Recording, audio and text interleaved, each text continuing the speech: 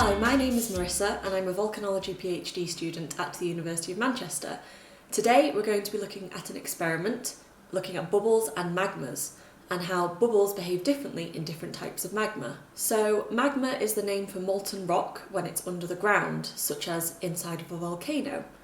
And magma inside a volcano contains lots of gas. There are lots of different types of gas which are dissolved in magma, such as water vapour, carbon dioxide, carbon monoxide, sulphur, and lots of other different gases. The gas is dissolved because deep within the Earth's crust, so towards the bottom of this picture that I've got here, the pressure is high, so the gas stays within the magma. If that magma starts to move towards the surface, where pressure starts to decrease or get lower, the bubbles form because the gas separates from the magma.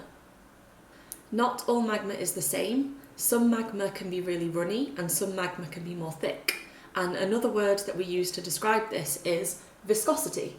So if you have a really thin and runny liquid like milk or water, we say that it's not very viscous. Whereas if you've got a thick liquid like mayonnaise or custard, we say that that is very viscous.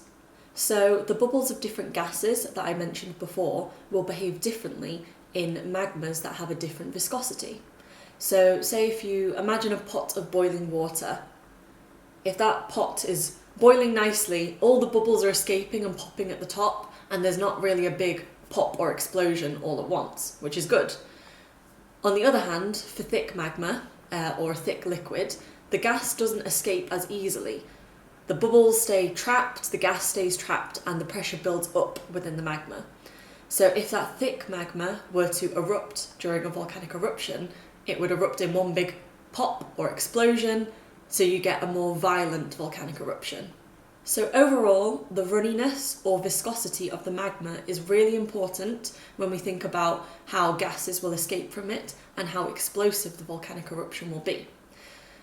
Today we're going to do an experiment using ingredients and equipment that are really easy to get hold of to explore how these bubbles behave. All you need for your equipment are 3 pots or small bowls. So here I've got some old yoghurt pots that I've just given a rinse.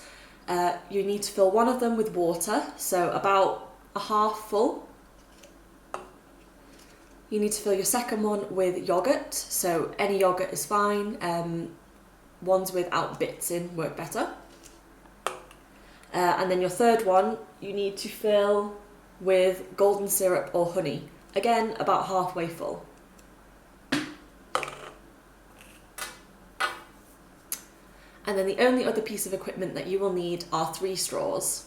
Before you start your experiment, please make sure that you do it with a grown-up or someone that can help you clean up any spills of the water, yogurt or golden syrup. And if more than one of you is doing this experiment, please make sure that you use separate straws. In the water, our low viscosity liquid, it is easy to blow bubbles. There are lots of them and they rise quickly and pop. The gas can escape the water really easily and quickly. Water is like a runny magma where gas can escape easily and explosions are less likely. In the yoghurt, our medium viscosity liquid, it's more difficult to blow bubbles. They rise more slowly, so the gas can't escape the yoghurt as easily. When the bubbles do reach the surface, the yoghurt splatters in small bursts when the bubble pops. Finally, in the golden syrup, our high viscosity liquid, it's not that easy to blow bubbles. There aren't that many of them, there's usually just one big one, and the gas can't escape from the golden syrup that easily.